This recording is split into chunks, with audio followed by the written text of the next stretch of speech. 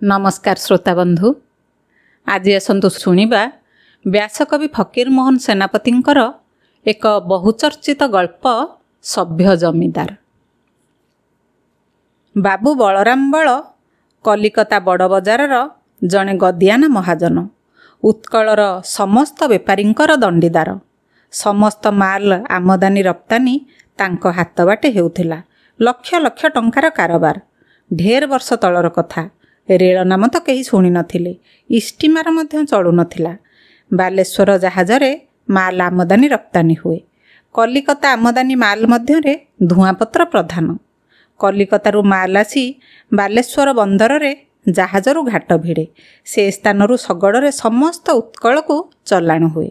एथिपाई समस्त उत्कलरे कलिकती धुआपत्रर नाम बालेश्वरी। हेले बालेश्वरी लोके धुआपत्र गछ केबे देखि नाहांती। धुआपत्र कारोबार बड़ कठिन। घोड़ा चढ़ा महाजन कथा पदके घास काटे, घास कटा घोड़ा चढ़े। महाजने बोलती दोक्ता कारोबार आउ गोखर साप खेलाइबा एक कथा। बासनारे रंगरे माल सम्मान। सेही माल महण 20 तो सेही माल महण 40 टंका। चिन्हरा दंडिकार न धरिले लोके धुआपत्र किणवाकू भरसंती नहीं। बलराम बल जड़े भल चिन्हरा, एथिपाई ओडिशारे नाम डाक। महाजनक घर जाजपुर अंचल। ग्राम नाम जना नहीं। महाजन थरे ग्राम को आसीथिले। 10-12 वर्षर छेउंड पिला गोपालिया गाँव में बुलुथिला। जाति पुअटा आनास्ता ही बुलुची। दयाकरी सांगरे घेनी गले। गोपाल गदीरे थाए। खाउछि तो खाउछि, अच्छी तो थाउ, ताकू देखुछि किए। पचरा पचरीर दरकार कौन। दिने रातिरे कौन हैला कि महाजन जड़े सौदागर पाखरू 5टा अकबरी मोहर किणिले। बाबूंक मन भारी खुशी। मिलिबा पदार्थ नुहे, बाक्सरे रखी पूजा करिवे। मोहर पुटुलाटी धरी बसी थांती। केतेबेले तले रखिदेलेनी। पाइकार महाजन मोटिया मजुरिया हिसाब पत्र छिड़िबाकू राति 6 घड़ी। बाबूंकर होब नाही। गद्दी बंद करी उठीगले। तहियार दिन सकाळे गोपाल जिमती उठीची गद्दीरे मोहर पोटला उपर नजर पड़ीगला। हातरे धरी बाबूंक पाखकू धाइला। कुकुड़ा डाक आगरू कलिकतारे जिमती तोप पड़े। गद्दियान धार्मिक हिंदू महाजन माने सेमती गंगा स्थान को बाहरी जाती। ढेर जगार ठाकुर ठाकुराणी दर्शन करी गद्दी को बाहुड़िबा बेले बेल 2 घड़ी। धर्म कार्य करने सेटा हला असल बेल। आउ फुर्सत बा काहीं। बाबूंकु न भेटी गोपाल तांक पलंक तकिया तले पोटलाटी थोईदेला। ताहार भी से कथा मनरे नहीं। बाबू स्नान सारी आसीबा बेलकू चाकर विद्या बारिक गद्दी झाड़ी झुड़ी करी गंगा जल सिंची धूप गुगुल धुआं जाल दे सारिछि। बाबू बड़ मांडीटाकू आउजी बसी रूपा बंधा हुक्कारे भडर भडर करी गुड़ाखु पीबाकू बसिले। आगरे 2 कड़ा कणा कौड़ी बंधा ब्राह्मण हुक्का, कायस्थ हुक्का, नवशाखा हुक्का कंसा बैठक थुआ होईछि। एइटा हला कलिकता सबु गद्दीर दस्तूर। बेल 6 घड़ी बेले हठात बाबूंक मनरे पड़िला मोहर कथा। हाँ, मोहर काहीं। बाबू छिड़ा होई पड़िले। हुक्काटा हातरू खसी पड़ी निया पानी गद्दी जाक बुणी पड़ीगलाणी। देखुछि किए 5टा मोहर। बड़ कथा नुहे। ए जे हेला आकबरी मोहर। सेईपरी कपालिया लोककू लक्ष्मी आलिंगन करती। आकबरी मोहर मिले। से मोहर गले लक्ष्मी छाड़ी जाए। बाबू तो मुंडरे हाथ देई गुम मारी बसीगले। गोपाल रोसई घरे बसीथिला। मोहर खजा शुणी धाई आसिला। बाबू को हसी हसी कहिला, आज्ञा आज्ञा मोहर अच्छी। बाबू धाई आसी गोपाल को कुंढेई पकेइले। गोपाल मोहर काढ़ी देई पाइबार दास्ताना सबू कहिला। बाबू दंडे जाए ताकू अनाई निश्वासटाए पकाइले। सेही दिन कतिरू तुच्छाटारे हेले बाबू 10 थर गोपाଳରେ डाक पकाउथिबे। भोजन बेले थाली पाखरे गोपाल अबखुरारे जल थोई नदेले बाबूंको आउ जल भल लागे नाही। बाबूंक बिड़िया गोपाल भांगिब। सेज पराठा गोपाल जिमा। बाबूंक श्रद्धा देखी गद्दीर आउ 5 जण भी ताकू मानिलेणी। बाबूंक इच्छा बड़ गोटाई किछि पाइटिरे ताकू लगाइबे। हेले ओडिया पिला, मफसल गाँरे घर। एणे तो कलिकताटा ठीक गंठी कटा खणी। कौन बोली कौन होइजिबो। हेउ आउ टिके पारि जाऊ। दिने बेल 6 घड़ी जाए चुली रे लुंडा पड़ी नहीं। रोसेया ब्राह्मण काई। हाँ, ଦେଖ ଦେଖ, ବାବୁଙ୍କ ଟଙ୍କା ସିନ୍ଦୁକ ଚାବି ଭାଙ୍ଗି 500 ଟଙ୍କାର ଥଳିଟା ନାହିଁ। ଢେର ଖୋଜ ତଲାସ ହେଲା, ଥାନାରେ ଏତଲା ଦିଆଗଲା। ଆଉ ପୂଜାରୀ ଏକାବେଳକେ ଗୁମ୍। ଗୋଳମାଳରେ ବେଳ ଗଡ଼ିଗଲାଣି। ବାବୁ ଉପାସ ବସିଛନ୍ତି। ବଙ୍ଗାଳୀ ବ୍ରାହ୍ମଣ ହାତରୁ ତ ଖାଇବେ ନାହିଁ। ଏତେ ଚଞ୍ଚଳ ଓଡ଼ିଆ ବ୍ରାହ୍ମଣ ବା କାହୁଁ ଘଟୁଛି। ଗୋପାଳ ହାତ ଯୋଡ଼ି କହିଲା, ଆଜ୍ଞା, ମୁଁ ତେବେ 2ଟା ଚଢ଼େଇ ଦିଏ। ବାବୁ କହିଲେ, ତୁ ପାରିବୁ ରେ? ଆଚ୍ଛା ହେଉ, ଏ ଓଳିଟା ଚଳିଯାଉ। ବାବୁ ଠା ପିଢ଼ାରେ ବସି ଦେଖିଲେ, ଏତେ ଚଞ୍ଚଳ 5 ତିଅଣ, ପୁଣି ବଡ଼ ଭଲ। ପଚାରିଲେ, ଆରେ ଗୋପାଳ, ତୁ କିମିତି ରାନ୍ଧି ଶିଖିଲୁ ରେ? ଆଜ୍ଞା, ପୂଜାରୀ ରନ୍ଧା ଦେଖି ଶିଖିଛି। ସେ ରାନ୍ଧୁଥିବା ବେଳେ ମୁଁ ବସି ବସି ଦେଖୁଥାଏ। ବାବୁ ଏଣିକି ଗୋପାଳ ହାତ ଛଡ଼ା ଆଉ କାହାରି ହାତରୁ ଜଳ ଛୁଅନ୍ତି ନାହିଁ। ପୁଣି ଦେଖିଲେ, ବଜାର ସଉଦା ଖର୍ଚ୍ଚ ଅଧାଅଧି ଉଣା, ପରିବାପତ୍ର 2 ଗୁଣ ବେଶୀ, ପୁଣି ବଡ଼ ସୁନ୍ଦର ରନ୍ଧା। ବାବୁଙ୍କ ମନ ଜାଣି ବେଳ ମାଫିକେ ଗୋପାଳ ରନ୍ଧା ବଢ଼ାରେ ଲାଗିଥାଏ। ପୂଜାରୀ ତ ବଜାର ସଉଦା, ଘିଅ ତେଲ ସବୁଥିରୁ ରେଶା କାଟିବ। ସବୁବେଳେ ଆପଣା ରୋଜଗାରରେ ଲାଗିଥାଏ। ବାବୁ ଭଲ ଖାଇଲେ ମନ୍ଦ ଖାଇଲେ ତାର କ'ଣ ଯାଏ? ବାବୁ ଥରେ ଗାଁକୁ ଯାଇ ଗୋପାଳକୁ ଗୋଟିଏ ଘର ବନାଇ ଦେଇ ବିଭା କରାଇଦେଲେ। କନ୍ୟାଟି ଯେମିତି ଦେଖିବାକୁ ଡଉଲ ଡାଉଲ, ସେମିତି ଗୁଣ।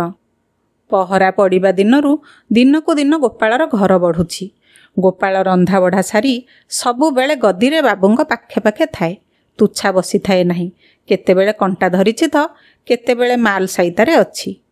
ମାଲ କିଣା ବିକା ଛକ ଛାକ ଗୋପାଳ ବେଶ ଜାଣିଗଲାଣି। ବାବୁ ଢେର ଥର ବିଡ଼ିଲେଣି।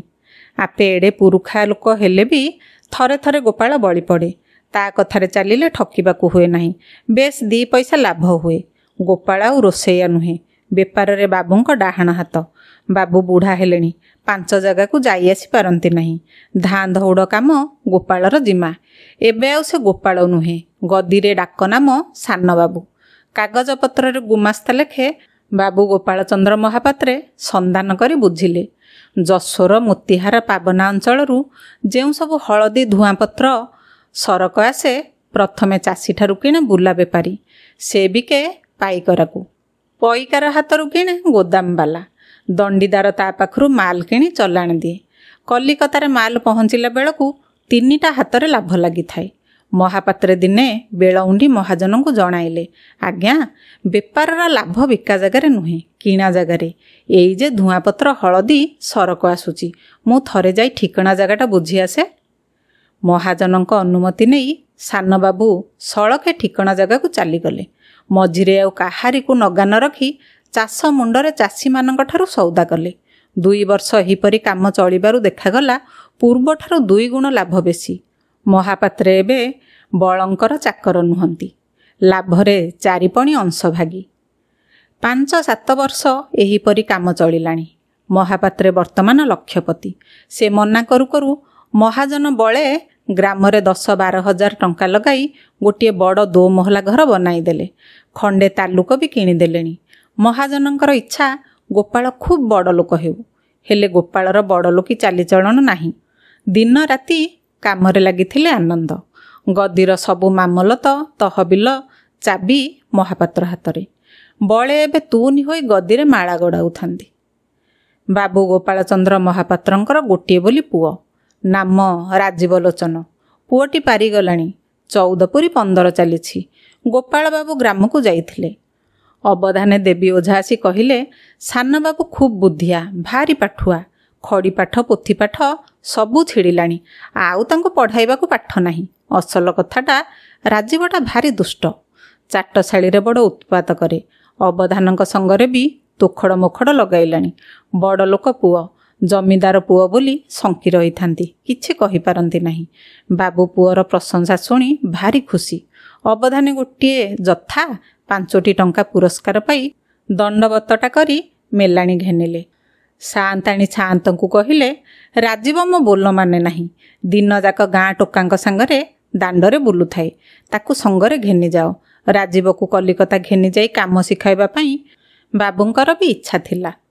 କଲିକତା ବଳବାବୁ ମହାଜନ ଗଦି ସାଙ୍ଗରେ ବଡ଼ ବଡ଼ ଇଂରାଜୀ ସୌଦାଗର ହାଉସମାନଙ୍କର କାରବାର। ମହାପାତ୍ର ବାବୁ କୋଠିର ବଡ଼ ବଡ଼ ସାହେବଙ୍କ ପାଖକୁ ଗଲେ। ଗୋଟାଏ ଦୋଭାକି ଜରିଆରେ କଥା ଚଳେ। ବାବୁ ଇଂରାଜୀ ଜାଣନ୍ତି ନାହିଁ, ସାହେବ ବି ଓଡ଼ିଆ ବୁଝେ ନାହିଁ। ବାବୁ ଢେର ଥର ବିଡ଼ିଲେଣି। ମଝିରେ ଦୋଭାକି ଖାବଳେ ମାରିନିଏ। ରାଜୀବ ଯେବେ ଇଂରାଜୀ ପାଠ ପଢ଼ି କାମରେ ଲାଗିବ କେହି ଠକାଇ ପାରିବେ ନାହିଁ। ଗଦିର ସରକାର କେଲକାଟା ଆଣ୍ଡ ଏକାଡେମୀରେ ରାଜୀବ ବାବୁଙ୍କ ନାମ ଲେଖାଇ ଦେଇ ଆସିଲା। ପଢ଼ା ଚାଲିଛି ତ ଚାଲିଛି। ମାସକୁ ଥରେ ସ୍କୁଲ ଦରମା ଓ କିତାପର ଦାମ ନେବା ବେଳେ ବାପ ପୁଅଙ୍କର ଭେଟ। ବାପେ ପାଠ ସଇ ନେବେ କ'ଣ, କିପରି ପଢ଼ୁଛି ପଚାରିବାକୁ ବି ବେଳ ନାହିଁ। 3-4 ବର୍ଷ ବିତିଗଲାଣି। ମାସକୁ ମାସ ସ୍କୁଲ ଦରମା ଆଉ କିତାପର ଦାମ 50 ଟଙ୍କାରୁ ବଳିଲାଣି। ଦିନେ ବାପେ ପଚାରିଲେ, କିରେ ରାଜୀବ, ଏତେ ଖରଚ କିଆଁ?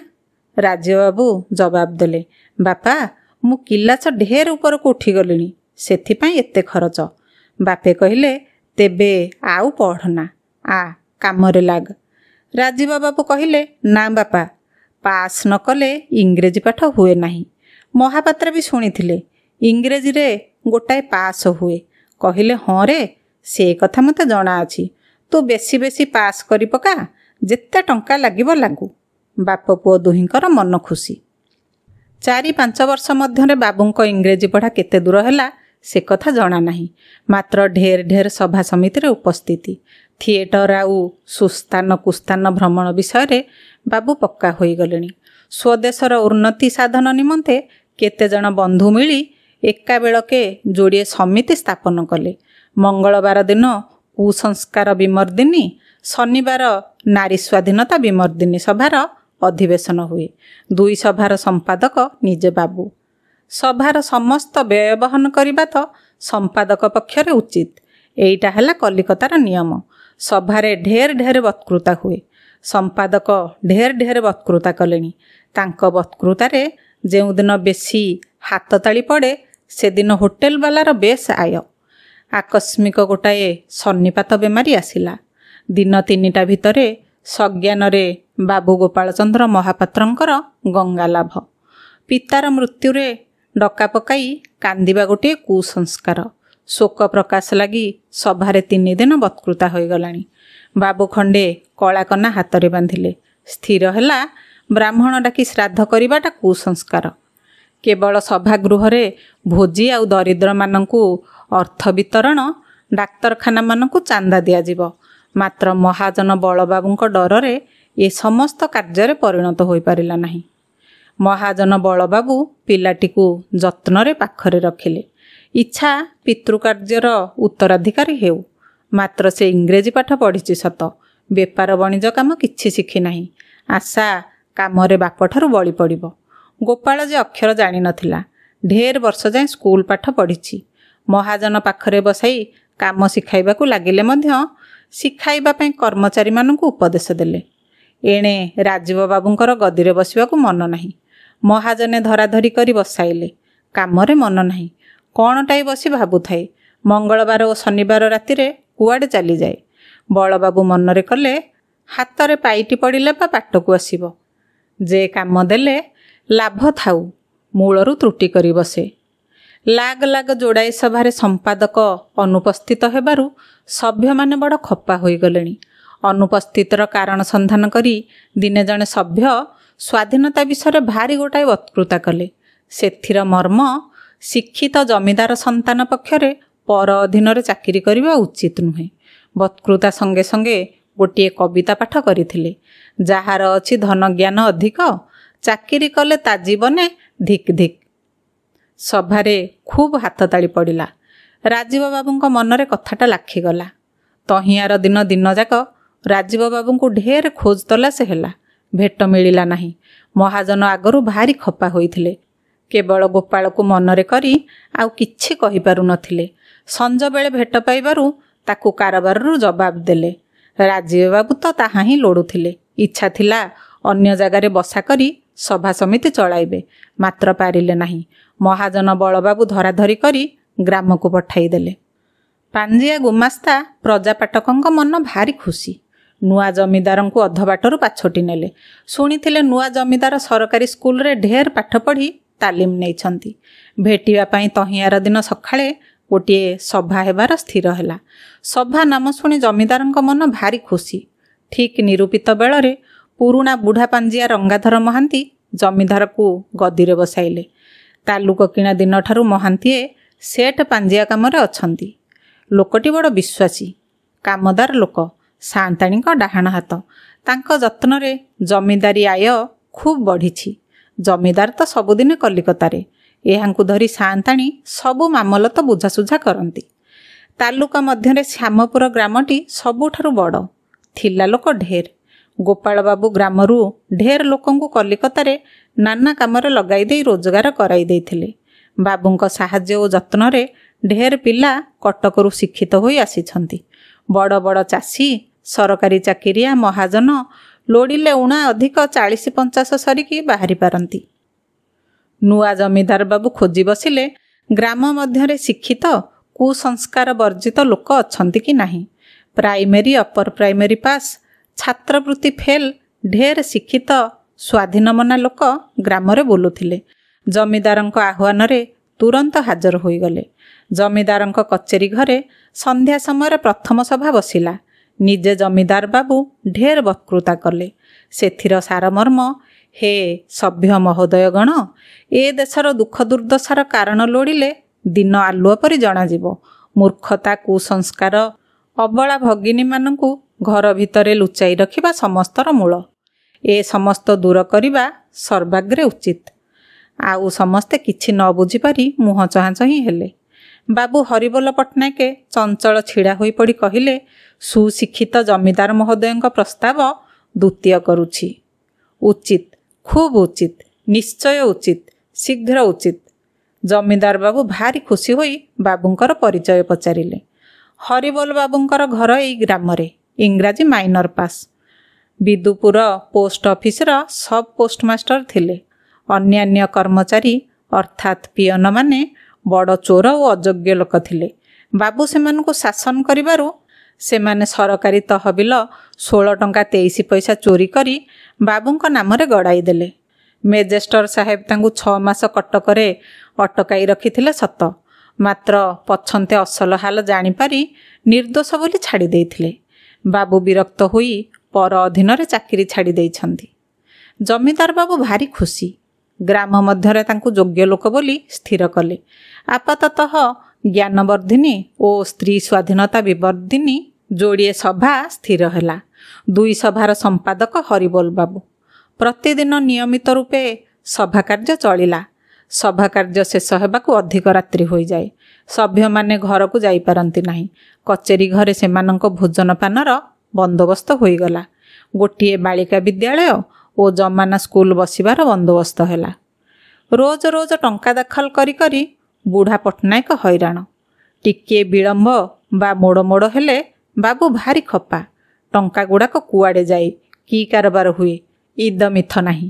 ଦିନେ ସନ୍ଧ୍ୟାବେଳେ ମା ସାନ୍ତାଣୀ ଓ ପଟ୍ଟନାୟକଙ୍କ ମଧ୍ୟରେ କଥା ହେଲା। ପଟ୍ଟନାୟକ କହିଲେ, ଆଜ୍ଞା ସବୁ ବୁଡ଼ି ବସିଲା। ମା ସାନ୍ତାଣୀ କହିଲେ, ରହିବ ପରା, ନିଜେ ମୂର୍ଖ କିଛି ବୁଝିପାର ନାହିଁ। ମୂଲକର ଚୋର ରୁଣ୍ଡ। ଟିକିଏ ଧର୍ମଭାବ ଭଲ ଥାନ୍ତା। ଏହି ଘରେ ପୁଣି ମଦ ମାଂସ। ରାଧେକୃଷ୍ଣ ରାଧେକୃଷ୍ଣ। ପଟ୍ଟନାୟକ ତୁମେ ଅଲଗା ହୋଇଯାଅ। ପଟ୍ଟନାୟକ ନିଶ୍ୱାସଟିଏ ପକାଇଲେ। ପଟ୍ଟନାୟକଙ୍କୁ କିଛି କହିବାକୁ ହେଲା ନାହିଁ। ରାତି ସଭାରେ ସ୍ଥିର ହୋଇଗଲା, ବୁଢ଼ାଟା ଅଯୋଗ୍ୟ, କୁସଂସ୍କାରୀ, ସଭାର ବିଘ୍ନକାରୀ। ସେ ବରଖାସ୍ତ। ହରିବୋଲ ବାବୁ ଭାରି ଯୋଗ୍ୟ ଲୋକ। ସଭା ଓ ଜମିଦାରୀ 2 କାର୍ଯ୍ୟ ତୁଲେଇବେ। ଏଣିକି ସୁନ୍ଦର କାର୍ଯ୍ୟ ଚଳିଲା। ଟଙ୍କାର ଅଭାବ ନାହିଁ। ବାଧା ଦେବାକୁ କେହି ନାହିଁ। ଅମଲା ପ୍ରଧାନଙ୍କ ପ୍ରତି ସାଫ ହୁକୁମ, ଟଙ୍କା ଦାଖଲ କର। ପ୍ରଥମ ସେମାନଙ୍କୁ ଅଡ଼ୁଆ ଲାଗୁଥିଲା। ଏଣିକି ସାଫ ବୁଝିଲେଣି। 10 ଖମାର ଧାନ, 6-7ଟା ଗୋରୁ, ମଇଁଷି ପଲ, 5 ବାଟି ହାତ ଚାଷ, ଯେଣିକି ଅନେଇଲେ ଟଙ୍କା। ରୋଜଗାରର ଦାଉ କିଏ ଛାଡ଼େ? ବାବୁ ଗୋପାଳଚନ୍ଦ୍ର ମହାପାତ୍ରେ ଉଆସ ଆଗରେ ଗୋଟିଏ ପକ୍କା ମନ୍ଦିର ତୟାର କରାଇ ରାଧାକୃଷ୍ଣ ଯୁଗଳ ମୂର୍ତ୍ତି ପ୍ରତିଷ୍ଠା କରାଇଥିଲେ। ମା ସାନ୍ତାଣୀ ବର୍ତ୍ତମାନ ଘରୁ ବାହାରି ଯାଇ ସେ ମନ୍ଦିରରେ ଅଛନ୍ତି। ପ୍ରତିଦିନ ସନ୍ଧ୍ୟା ସମୟରେ ବକ୍ତେ ଠାକୁରଙ୍କ ପ୍ରସାଦ ହବିଷ୍ୟାନ୍ତ। ବୁଢ଼ା ଛାମୁକରଣ ବି ସେଇଠାରେ ଥାନ୍ତି। ପ୍ରତିଦିନ ସନ୍ଧ୍ୟାଠାରୁ ଅଧରାତି ଯାଏଁ ଭାଗବତ ପାଠ ହୁଏ। ମା ସାନ୍ତାଣୀ ଦିନଯାକ ଠାକୁର ଆଗରେ ଆଖି ବୁଜି ମାଳ ଗଡ଼ାଉଥାନ୍ତି। ଦିନେ ପଟ୍ଟନାୟକ ସାନ୍ତାଣୀଙ୍କୁ କହିଲେ, ଆଜ୍ଞା ଶୁଣିଛନ୍ତି, ବାବୁଙ୍କ ମଙ୍ଗଳକୃତ୍ୟ ବଢ଼ିବାର ସଭାରେ ସ୍ଥିର ହେଲା। ମୁଁ କହୁଛି ହେଉ। ବୋହୂ ସାନ୍ତାଣୀ ଆସିଲେ ଅବା ଘରକରଣାଟା ସମ୍ଭଳା ସମ୍ଭଳି କରିବେ। ମା ସାଆନ୍ତାଣୀ ଆଣ୍ଟା କରି ପଟ୍ଟନାୟକ ମୁହଁକୁ ଘଡ଼ିଏ ଯାଏଁ ଚାହିଁଲେ। ତହିଁ ଉତ୍ତାରେ ପଚାରିଲେ, ଆଁ କନ୍ୟା? ପଟ୍ଟନାୟକ କହିଲେ, ଆଜ୍ଞା, ମୁଁ ନିଜେ ସେ କଥା ବୁଝିବାକୁ ଯାଇଥିଲି। ବାବୁ ଜବାବ ଦେଲେ, ଦେଶୀ କନ୍ୟାଗୁଡ଼ିକ ଅଶିକ୍ଷିତା, କୁସଂସ୍କାର, ଅସଭ୍ୟତାରେ ବୁଡ଼ିଛନ୍ତି। ଲୁଗା ଖଣ୍ଡେ ପିନ୍ଧି ଜାଣନ୍ତି ନାହିଁ, ଅଧଲଙ୍ଗଳି ହୋଇଥାନ୍ତି, ମୁହଁ ଢାଙ୍କି ମୂଷା ପରି ଗାତରେ ଲୁଚିଥାନ୍ତି। କଲିକତାରେ ପରା କନ୍ୟା ଠିକ୍ ହେଲାଣି। ମା ସାଆନ୍ତାଣୀ ପାଟି କରି ରାଧେକୃଷ୍ଣ ରାଧେକୃଷ୍ଣ କହି ତୁନି ହେଲେ। ହାତ ଯୋଡ଼ି ଠାକୁରଙ୍କୁ ଅନାଇଥାନ୍ତି। ଦୁଇ ଆଖିରୁ ଯୋଡ଼ାଏ ଧାର ବୋହି ଯାଉଛି। ପଟ୍ଟନାୟକ ପୁନର୍ବାର କହିଲେ, କଲିକତାରୁ ବରଯାତ୍ରୀ କିଏ କିଏ ଯିବେ? କି ରୋଶନୀ କେତେ ତୟାର ହେବ ପଚାରିଥିଲି। ବାବୁ ଠୋ ଠୋ ହସି ଉଠି କହିଲେ, ଅସଭ୍ୟତା, ଅସଭ୍ୟତା, କୁସଂସ୍କାର। ତୁମେ ତ ଇଂରାଜୀ ଜାଣନା, ଦେଖିବି ନାହଁ। ସଭ୍ୟ ବିବାହ କଥା କିପରି ଜାଣିବ? ରୋଶନୀ ଆଉ ଖରଚ କଥା ଯେ କହିଲ, ତୁମମାନଙ୍କ ପରି ଅଶିକ୍ଷିତ ଲୋକେ କେତେ ଜମିଦାର ଘର ବୁଡ଼ାଇଲେଣି। ବିହାର ବିବାହ ବ୍ୟୟ ସଂକ୍ଷେପଣୀ ସଭାକୁ ଇଂରେଜୀ ଅଫିସିଏଲ ଚିଠି ଦେଇଛି। ସେଠାରୁ ଯେପରି ବ୍ୟବସ୍ଥା ଆସିବ ସେହିପରି ବିବାହ ହେବ। ମୁଁ ଆଉ କିଛି କହିଲି ନାହିଁ। ସବୁବେଳେ ମିଜାଜଟା ଚଢ଼ି ରହିଛି। କାଚ କୁମ୍ପାଗୁଡ଼ାକ ଓଳି ତଳେ ଗଣ୍ଡା ଗଣ୍ଡା ଗଡ଼ୁଛି। ସଭାର ସଭ୍ୟମାନଙ୍କୁ ସାଙ୍ଗରେ ଧରି ବାବୁ କଲିକତା ଚାଲିଗଲେଣି। କଲିକତା ଗୋଟିଏ ବିଚିତ୍ର ଜାଗା। ଟଙ୍କା କାଢ଼, ମା ବାପା ଛଡ଼ା ସବୁ ମିଳିବେ। ଖିଦିରିପୁର ଗାର୍ଡନ ରିଚ୍ରେ ଗୋଟାଏ ବଡ଼ ଦୋତାଲା ଘରେ ଝାଡ଼ ଲଣ୍ଠନ ଦେବାଲଗିରେ 100 ଖଣ୍ଡ ଦିନ ଆଲୁଅ ପରି ଜଳୁଛି। ତଳେ ଗାଲିଚା ସତରଞ୍ଚି ବିଛଣା। ରାତିରେ 2 ତଇଫା ଚେମେଟା ନାଚ ଦିଅତଙ୍ଗ ପିୟତଙ୍ଗ ଚାଲିଛି। ଆଖପାଖ ବଜାର ଲୋକେ ଜାଣିଲେ ଓଡ଼ିଶାର ଗୋଟାଏ ରାଜାପୁଅର ବିଭାଘର। କନ୍ୟାଟିର ନାମ ନୟନତାରା ଦୁଃଖପାଶୋରା। ବାବୁ ଶୁଣିଥିଲେ ମଧ୍ୟ ପ୍ରତ୍ୟକ୍ଷ ଦେଖିଲେ। କନ୍ୟା ସୁନ୍ଦରୀ, ସଭ୍ୟା, ସ୍ୱାଧୀନା, ଶିକ୍ଷିତା। ଜମିଦାର ବାବୁ ବିମୋହିତ ହୋଇଗଲେଣି। ମନେ କଲେ ସ୍ୱର୍ଗରୁ ଦେବକନ୍ୟାଟିଏ ଓହ୍ଲାଇ ଆସିଛି। ଦିନ ରାତି ଗିଲାସ ହାତରୁ ଛାଡ଼ୁନାହିଁ। 4 ଦିନ ହେଲା ବରକନ୍ୟା ମଧ୍ୟରେ ପୂର୍ବାଳାପ ଅର୍ଥାତ୍ କୋର୍ଟସିପ୍ ଚାଲିଛି। ବଗି ଚଢ଼ି କେତେ ଜାଗା ବୁଲି ଆସିଲେଣି। କନ୍ୟା ବାପ ମାଙ୍କୁ ଏଇଟା ଭଲ ଲାଗୁନାହିଁ। କାଳେ ଜମିଦାର ପୁଅଟା ହାତରୁ ଖସିଯିବ, ସେହି ଡରରେ କିଛି କହିପାରୁନାହାନ୍ତି। କନ୍ୟାର ଜାତିକୁଳ ଘର ବିଷୟ କେହି ସନ୍ଧାନ କରି କିଛି ଠିକଣା ପାଇଲେ ନାହିଁ। ଗଳ୍ପ ଲେଖକମାନଙ୍କୁ ସମସ୍ତ ବିଷୟ ସନ୍ଧାନ କରି ନିରୋଳା ସତ୍ୟ କଥାଗୁଡ଼ାକ ଲେଖିବାକୁ ହୁଏ। ଆମ୍ଭେମାନେ ବହୁତ ଅନୁସନ୍ଧାନ ଯୋଗରେ ଏହିପରି ପରିଚୟ ପାଇଅଛୁ। ଆସାମ ଚା ବଗିଚା ମ୍ୟାନେଜର ସାହେବ ଗୋଟିଏ କୁଲି ଟୋକାକୁ ବବୁର୍ଚି କାମରେ ବାହାଲ କରିଥିଲେ। ତା ନାମ ମକ୍ରା ମଳିକ। ସେ ବଢ଼ି ବଢ଼ି ପଦୋନ୍ନତିରେ ହେଲା ଖାନସମା। ସେହି ବଗିଚାରେ 30-40 ବର୍ଷ ହେଲା ସାହେବମାନଙ୍କ ପାଖରେ ଅଛି। ଗ୍ରାମ ଘର ଜାତିକୁଳ କିଛି ଠିକଣା ନାହିଁ। କୁଆଡ଼େ ବା ଯିବ? ସେଇଠାରେ ଗୋଟେ କୁଲିଆଣୀକୁ ବାହା ହେଲା।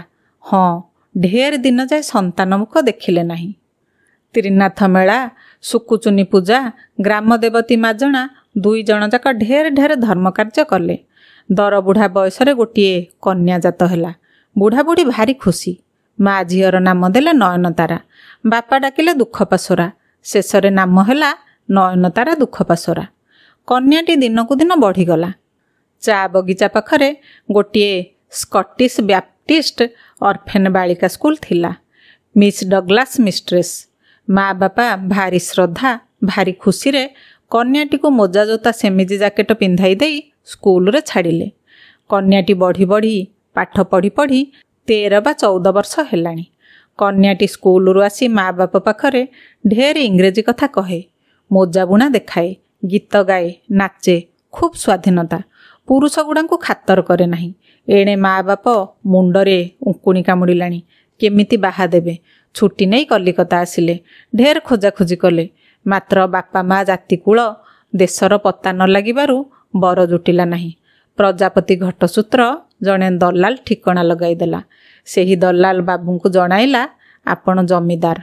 କଲିକତା ସହରରେ ଭାରି ନାମ ଡାକ। ସେହିପରି ମର୍ଯ୍ୟାଦାର ବିଭାଘର ହେବ। ବାବୁ ଝୁଙ୍କି ଝୁଙ୍କି କହିଲେ, ଅବଶ୍ୟ, ନିଶ୍ଚୟ। ମ୍ୟାନେଜର ବାବୁ କହିଲେ, ଟଙ୍କା ନାହିଁ ଯେ। ଦଲାଲ କହିଲା, ଏ କ'ଣ ଗୋଟାଏ କଥା? ବାବୁଙ୍କର ପୁଣି ଟଙ୍କାର ଅଭାବ? ବାବୁ ଆଜ୍ଞା କରନ୍ତୁ, ଏଇ ଲାଗେ 10,000 ଟଙ୍କା ଆଣିଦେବି। ଟଙ୍କା ନାମ ଶୁଣି ବାବୁଙ୍କର ଟିକେ ହୋସ ହେଲା। ଶୁଣି ମନ ଖୁସି କରି ସଳଖି ବସିଲେ। କଲିକତାରେ ମହାଜନଙ୍କର ଅଭାବ କ'ଣ? ଖୁବ୍ କାଏଦା କଟକଣାରେ ଜମିଦାରୀ ଲେଖି ନେଇ 10,000 ଟଙ୍କା ଦେବାକୁ କହିଲା।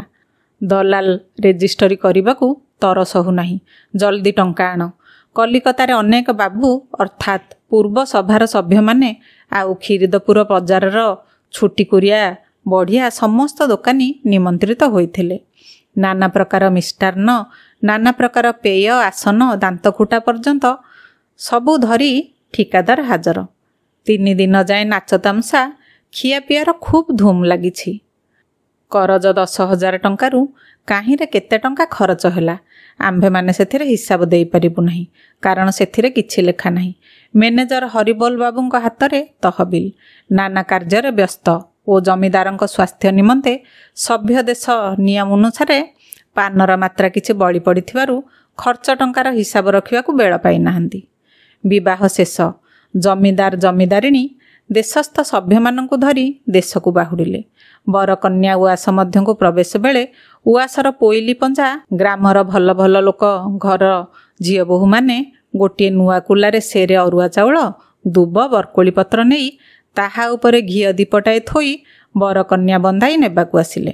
ଶଙ୍ଖ ହୁଳହୁଳି ଶୁଣି ଜମିଦାର ଭାରି ରାଗିଯାଇ କୁସଂସ୍କାର କୁସଂସ୍କାର ଅସଭ୍ୟତା କହି ଭାରି ଗୋଟାଏ ପାଟି କଲେ।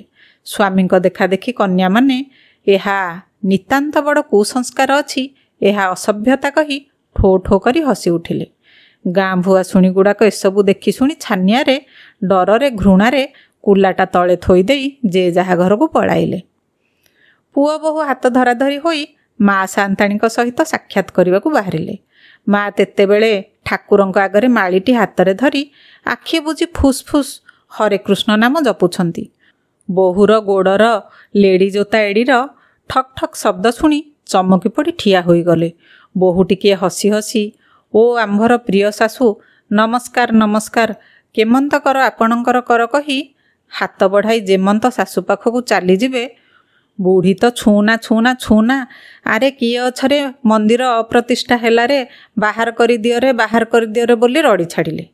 ଜମିଦାର ବାବୁ ମିସେସ୍ ମହାପାତ୍ରଙ୍କ ହାତ ଧରି ଭିଡ଼ି ନେଲେ। ଭାରି ଖପାଟାଏ ହୋଇ କହିଲେ, ଅସଭ୍ୟତା, ଭାରି ମୂର୍ଖତା, କୁସଂସ୍କାର, ଓହୋ, ଲେଡ଼ିକୁ ଇନସଲ୍ଟ। ସେଇ ମୁହୂର୍ତ୍ତରେ ମା ସାନ୍ତାଣୀ ଆଉ ବିଶ୍ୱାସୀ ପୋଇଲି ରାଧି ଗୋଟିଏ ପୁଟୁଳି ଧରି ଘରୁ ବାହାରିଗଲେ। ପୁରୀ ମାତା ମଠରେ ରହିବାର 8 ଦିନ ବାଦ ସମ୍ବାଦ ଆସିଲା। କେହି ବାଧା ଦେବାକୁ ନାହିଁ, କେହି କିଛି କହିବାକୁ ନାହିଁ। ସ୍ୱାଧୀନ ଭାବରେ କୁସଂସ୍କାର ନିବାରଣ ଆଉ ଦେଶ ଉଦ୍ଧାର ବିଷୟରେ ଲାଗି ପଡ଼ିଛନ୍ତି। ରାତି ସାରା ସଭା ବକ୍ତୃତା ଓ ପାନାହାରରେ କଟିଯାଏ, ଶୋଇବା ବେଳ କାହିଁ। ମିସେସ୍ ମହାପାତ୍ର ବି ସଭାରେ ଛିଡ଼ା ହୋଇ କେତେଥର ବକ୍ତୃତା କଲେଣି। ଦିନଯାକ ଶୋଇଥାନ୍ତି। ପ୍ରଜାପାଟକ କେହି ଗୁହାରିଆ ଆସିଲେ ଭେଟ ନାହିଁ। ଯଦି ଭେଟ ମିଳେ ଏକ ଜବାବ, ମ୍ୟାନେଜର ପାଖକୁ ଯାଅ। କେହି ବୋହୂ ସାନ୍ତାଣୀ ବୋଲି କହିଲେ ଜମିଦାର ବାବୁ ଭାରି ଖପା ହୋଇଯାନ୍ତି।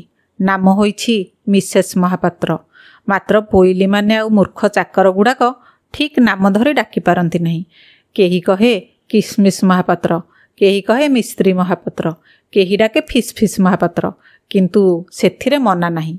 ବରଞ୍ଚ ମିସେସ୍ ମହାପାତ୍ର ହସି ପକାଇ ବଡ଼ ଖୁସି ହୁଅନ୍ତି। ମିସେସ୍ ମହାପାତ୍ର ପ୍ରାତଃ କାଳରେ ଚା ଖାଇବା ବାଦ ପୋଷାକ ପିନ୍ଧି ଉଆସ ଚଉପିଠି ବଗିଚା ଆଉ ଆଗଦାଣ୍ଡରେ ପ୍ରାତଃ ଭ୍ରମଣ କରି ଆସନ୍ତି। ଦିନେ ବବୁର୍ଚିଖାନା ତଦାରଖ କରିବାକୁ ଚାଲିଗଲେ। ତେତେବେଳେ ପୋଇଲି ପଦୀ ହାଣ୍ଡିଏ ଗୋବର ପାଣି ଧରି କନା ଖଣ୍ଡକରେ ଚୁଲି ଲିପୁଥିଲା। ଜୋତାର ଠକ୍ ଠକ୍ ଶବ୍ଦ ଶୁଣି ଯେମିତି ମୁହଁ ବଙ୍କାଇ ପଛକୁ ଚାହିଁ ଦେଇଛି, ଭାରି ପାଟିଟାଏ କଲା। ଆଲୋ ମାଲୋ, ଆଲୋ ବୋପାଲୋ, ଜୋତା ମାଡ଼ି ହାଣ୍ଡି ଶାଳରେ ପଶିଲାଲୋ, ହାଣ୍ଡି ପାଗ ମାରୁ ଗଲାଲୋ। କନା ଖଣ୍ଡ ଫୋପାଡ଼ି ଦେଇ ଏକା ମୁହାଁ ଧାଇଁଛି। ଆଉ ଉଆସରେ କେହି କେବେ ତାକୁ ଦେଖି ନାହିଁ। ଏଣେ ମିସେସ୍ ମହାପାତ୍ର ଉଆ ଉଆ ଉଆ କହି ଅନ୍ୟ ଆଡ଼କୁ ଧାଇଁଛନ୍ତି। ମୁହଁରେ ରୁମାଲ ଜାକି ନଥିଲେ କେଜାଣି ବାନ୍ତି କରି ପକାଇଥାନ୍ତେ। ଏକା ବେଳକେ ସିସିଏ ଲେଭେଣ୍ଡର ଦେହଯାକ ଢାଳି ହେବାରୁ ଟିକିଏ ସାଷ୍ଟାମ ହେଲେ। ଗୋରୁ ଗୃହ ବବୁର୍ଚିଖାନାରେ ଢଳା ଯାଇଛି। ଜମିଦାର ଶୁଣି ଭାରି ଖପା। ମୂର୍ଖତା, ଅସଭ୍ୟତା, କୁସଂସ୍କାର। ସେ ଘରେ ରୋଷେଇ ହେଲେ ଲେଡିଙ୍କୁ ଖାନା ରୁଚିବ ନାହିଁ, ବାନ୍ତି କରି ପକାଇବେ। 4 ବୋତଲ ଫେନାଇଲି ଘର ସାରା ଢଳାଗଲା। ଏହିପରି 8-10 ମାସ ଗଲା ବାଦେ ଦିନେ କରଣମାନେ ମେଳି ବାନ୍ଧି ଆସି ମ୍ୟାନେଜର ପାଖରେ ଜଣାଇଲେ, ଖମାର ସବୁ ଖାଲି ପଡ଼ିଛି। ଗୋରୁ ମଇଁଷି ପଲରେ ଲାଙ୍ଗୁଳ ଖଣ୍ଡେ ବି ନାହିଁ। 5 ବାଟି ହାତ ଚାଷ ପ୍ରଜା ଲଗାଇ ଦେଇ ଯେଉଁ ସଲାମି ମିଳିଥିଲା ତାହା ଆସି ସରିଗଲାଣି। ଆଉ ଏବେ କାହୁଁ ଖରଚ ଯୋଗାଇବୁ?